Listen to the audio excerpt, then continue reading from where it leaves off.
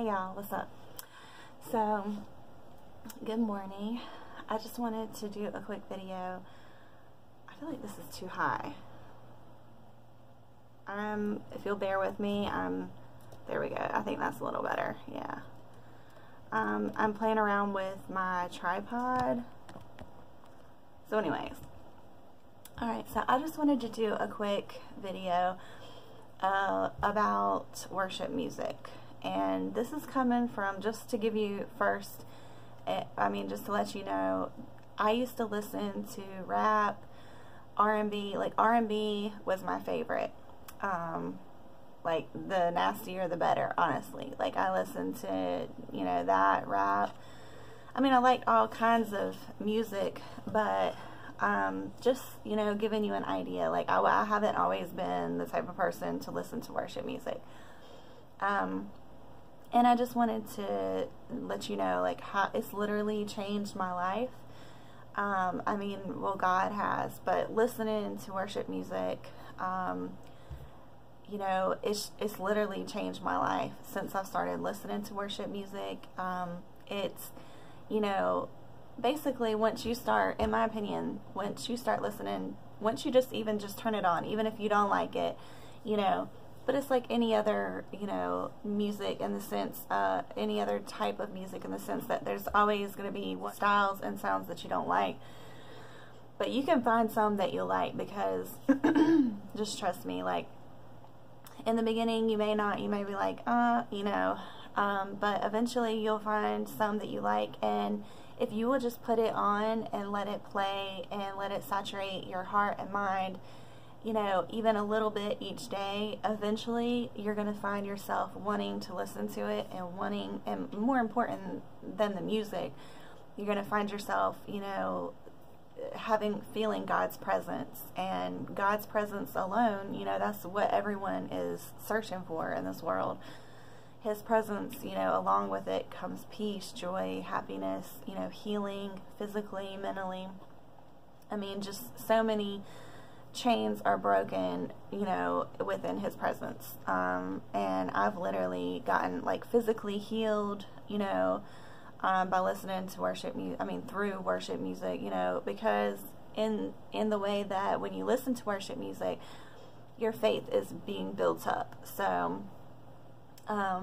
it's not the music, but, it's listening to it and opening your heart up to God, and before you know it, you'll find yourself wanting to listen to it. And like, the reason that I was even thinking about doing this, what made me think about doing this, is that I was just listening to worship music and just thinking about, how I've kind of slipped off from it recently, and the last couple mornings I've pulled it back up, and just been listening to it and thinking about how much it's changed, how much it's changed my life, really. And just encouragement to anyone out there that, if you've never listened to it, you should try it. And anyways, it's a rainy day, it's nasty out, but what else is new with this? But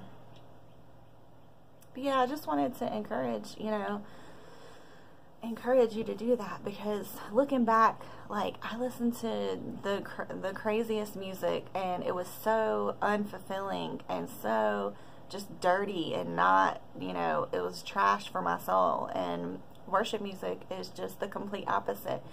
It's so healthy for your soul, and so mentally and physically and everything, just positive for you. And before you know it, you'll find that your mood is starting to lift. Your stress is starting to go away. Like, it's just amazing. God is amazing. And anyways, I just wanted to say that. But we started back soccer, and so we're back in soccer. I'm gonna sign Nora up for a swim class soon, I guess, once we finish soccer, because the swim class that I called that they offered right now is the same. It's like conflicting times, because it's the same time as that Ari has soccer. So we're going to wait until soccer's over, and then we're going to put Nora in swim class. So that'll be fun. I'm looking forward to that. I'm looking forward to the warmer weather. I'm looking forward to R. Kelly's trial. I know that sounds funny, but and I cannot wait to see him get roasted. Cannot wait to see him, you know, get justice, hopefully. So I'm praying for those girls and, you know, anyone that's been affected by not only him, but anyone in the world that's been abused. And, you know, so right now Ari is, you know, she's 11, and we are dealing with like the whole tween age, and it's a lot. You know, hormones and everything are changing, and it's just, you know, she's basically trying to grow. I feel like she's trying to grow up too fast. You know, of course she doesn't, but she just started shaving her legs. She's, you know, I let her play in the makeup, but obviously not wear it out of the house. But it's just a fine line between, you know, things like that. Like, I was not ready for her to shave. I didn't think it was time, but apparently all her other friends have started, and so I feel like I researched it and, you know, felt like, okay, well, I guess maybe it's me that's not ready for her to grow up. And, you know, I'm just doing my best, just trying to, you know, navigate through the whole, because it's new for us, you know, the whole tweenage, preteen age. But so if anyone has any recommendations for that, they would be greatly appreciated. Nora is so close to walking. She's walking, but she wants you to hold her hand while she's walking. So she's walking around the house. She just started doing that when we went to Mom's. Mom started, you know, she was like, okay, let's walk, and held her hands and started walking. And so now she wants to do that all the time. She comes up and she'll hold, you know, go to reach to hold your hands and wants you to walk around the house. So it's really cute. So she'll be walking by herself any day now. She is due for her appointment, her annual, or her, not annual, but her, you know, checkup appointment. So that's coming up soon. Actually, I think it's,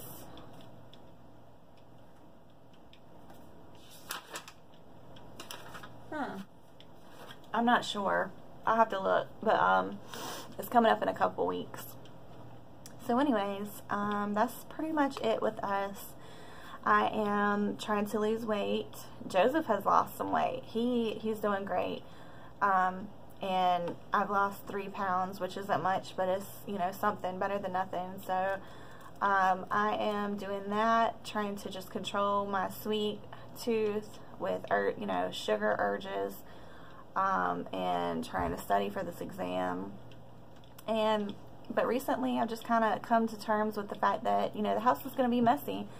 It's going to be constantly messy right now because I just have a lot going on. And, you know, more importantly than having a spotless house right now, it's, you know, more important for me to be studying for this exam for my job. So that's what I'm focusing on. You know, my girls, obviously, work and exam, being a wife, you know, just everything. But I have been feeling much better mentally since I just kind of like released the burden of trying to be perfect, and in my mind, having in my mind, I got to do this, got to do this, got to do this, got to do this, didn't get this done, didn't get, you know, just let it go and give it to God, and just have, you know, patience with yourself, and just like you would with someone else, you know, be patient with someone else and loving and give them grace, you know, for their imperfections. You got to be the same way with yourself. Don't be too hard on yourself. Don't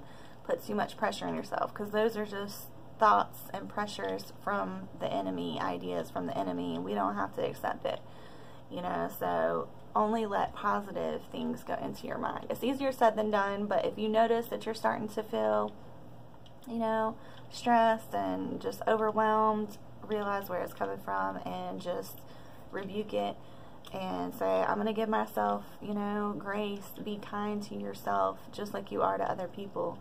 Because if you're stressed out and you're upset and you're feeling frustrated and, you know, not good enough, you know, because you're holding yourself to this high standard, really unrealistic standard, then you're not going to be good for anyone else. So anyways, I think that's it for right now. I'll talk to y'all later. Hope you have a good rest of your week, and yeah, I'll talk to y'all later.